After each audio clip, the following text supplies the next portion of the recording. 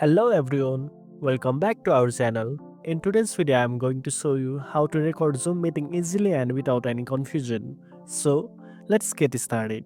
First of all, open the Zoom app and make sure you are logged in. Then start a meeting or join on. If you are the host, you will see a record button on the bottom menu bar. Just click on it and Zoom will start recording the session instantly.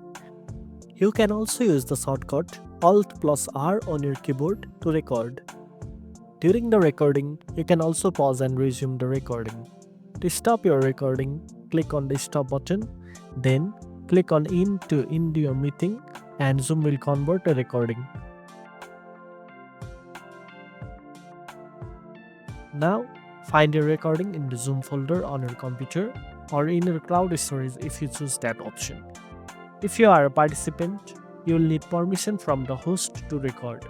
And that's it. Now you know how to record Zoom meeting. If you found this video helpful, don't forget to like, share and subscribe for more tech tips. Thanks for watching and I'll see you in the next one.